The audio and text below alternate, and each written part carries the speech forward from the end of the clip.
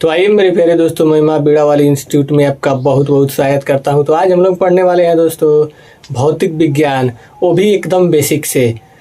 दोस्तों मैं आशा करता हूँ कि इस क्लास से बेसिक और कुछ भी नहीं हो सकता है। यानी कि दोस्तों आज भौतिक विज्ञान का पहला दिन रहेगा, वो भी एकदम बेसिक से। इससे बेसिक और कुछ नहीं हो सकता। तो आइए दोस्तों देखते हैं। पहला है दोस्तों हेडिंग भौतिकी। इसी को दोस्तों भौतिकी या फिजिक्स, यानी कि दोस्तों भौतिकी भी आप कह सकते हैं या भौतिक भी कह सकते हैं। इन्हीं दोनों को दोस्तों कहा जाता है फिजिक्स। तो सबसे पहले आइए देखते हैं दोस्तों कि भौतिकी यानी कि भौतिक या फिजिक्स जो शब्द है ये किन शब्दों से मिलकर बना है। तो फिजिक्स जो शब्द है दोस्तों वो बना है फ्यूसिस से, जिसका अर्थ होता है कि प्रकृति।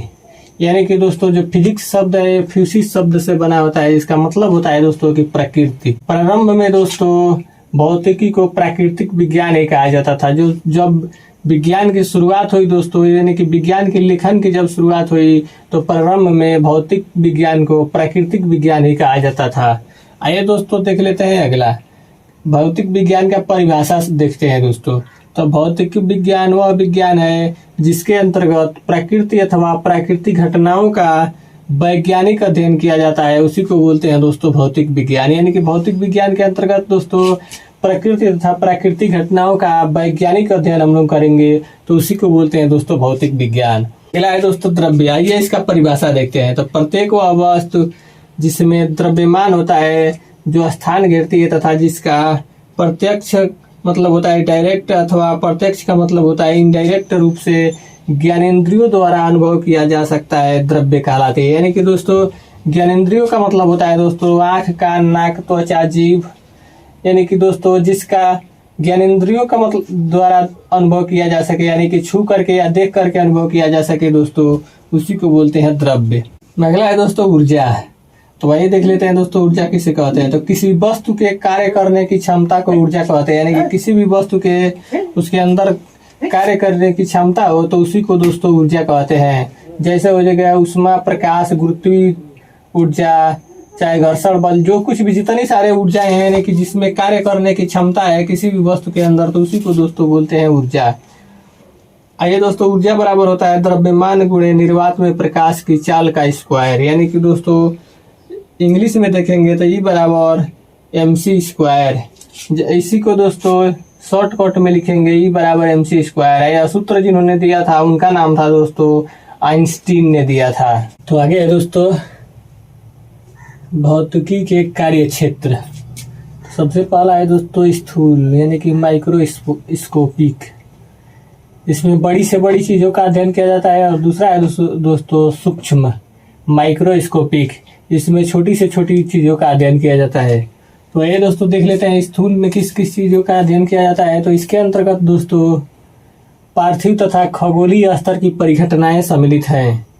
और दूसरा है दोस्तों सूक्ष्म। तो इसके अंतर्गत परमाणविक, आणविक तथा नाभिकीय परिघटनाएं सम्मिलित हैं। तो नोट है दोस्तों कि स्थूल परिघटनाओं की व्याख्या के लिए चिरसम्मत यांत्रिकी के सिद्धांतों का उपयोग किया जाता है। और दूसरा है दोस्तों सूक्ष्म परिघटनाओं के लिए क्वांटम यांत्रिकी का उपयोग किया जाता है। चिरसम्मत यांत्रिकी को दोस्तों क्लासिकल मैकेनिक्स बोलते हैं और क्वांटम यांत्रिकी को दोस्तों क्वांटम मैकेनिक्स बोलते हैं। चिरसम्मत यानी क्लासिकल का मतलब होता है दोस्तों वर्गीकरण। इसको वर्गीकरण के नाम से भी जाना जा सकता है दोस्तों। अगला पहला है दोस्तों यांत्रिकी। तो इसमें द्रव्य, ठोस, द्रव तथा गैस के नियमों का अध्ययन किया जाता है। दूसरा है दोस्तों कि यांत्रिकी न्यूटन के गति के नियम, गुरुत्वाकर्षण के नियम पर आधारित है। यानी कि जो दोस्तों ये यांत्रिकी है ये न्यूटन के गति के नियम तथा गुरुत्वाकर्षण का जो नियम है उसी पर आधारित है, यानी कि यांत्रिकी। इसमें रॉकेट नोदन, रॉकेट के बारे में, पिंडों की साम्यावस्था और पिंडों के बारे में एवं उनकी गति का अध्ययन किया जाता है। रॉकेट और पिंडों का गति का अध्ययन यांत्रिकी के अंतर्गत किया जाता है।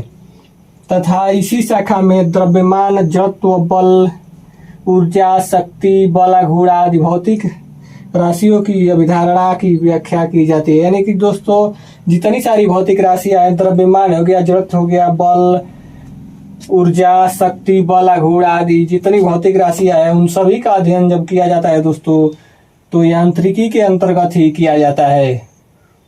तो उम्मीद करता हूं दोस्तों कि समझ में आ रहा होगा। अब आइए आगे देखते हैं। अगला है दोस्तों ऊष्मागतिकी, यानी कि दोस्तों थर्मोडायनेमिक्स। यांत्रिकी को दोस्तों मैकेनिक्स बोलते हैं। तो आइए दोस्तों अब ऊष्मागतिकी यानी कि थर्मोडायनेमिक्स देखते हैं। तो इसका परिभाषा है दोस्तों कि इस शाखा के निकायों के ऊष्मीय संतुलन के नियमों,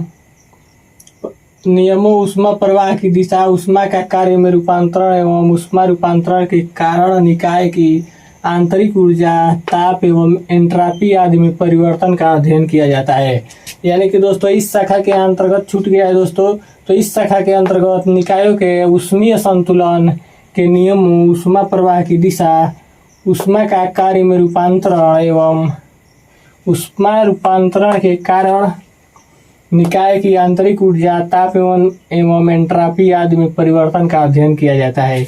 इसका सबसे अच्छा उदाहरण है दोस्तों प्रशीतक यानी कि रेफ्रिजरेटर। यानी कि दोस्तों इसका मतलब होता है दोस्तों फ्रिज, यानी कि फ्रिज की कार्यविधि के बारे में आप लोग तो जानते ही होंगे। तो फ्रिज जो कार्य करता है वो ऊष्मागतिकी के नियम पर ही कार्य करता है। तो इसका सबसे अच्छा उदाहरण है दोस्तों फ्रिज यानी कि रेफ्रिजरेटर। उसी को हिंदी में बोलते हैं दोस्तों प्रशीतक।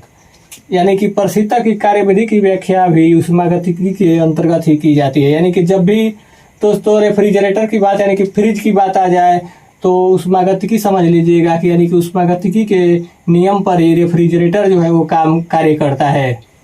अगला है दोस्तों प्रकाशिकी। इस शाखा में प्रकाश पर आधारित परिघटनाओं जैसे परावर्तन, अपवर्तन, विवर्तन का अध्ययन किया जाता है। व्यक्तिकरण के साथ ही साथ दूरदर्शी व सूक्ष्मदर्शी की कार्यविधि विभिन्न वस्तुओं एवं पतली फिल्मों जैसे साबुन के बुलबुले।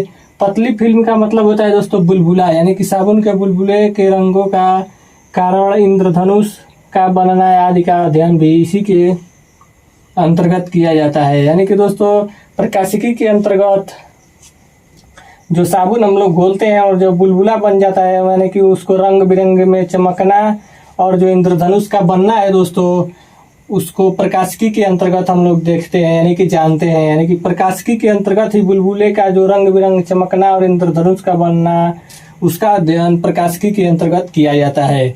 अगला है दोस्तों दोलन तथा तरंगे।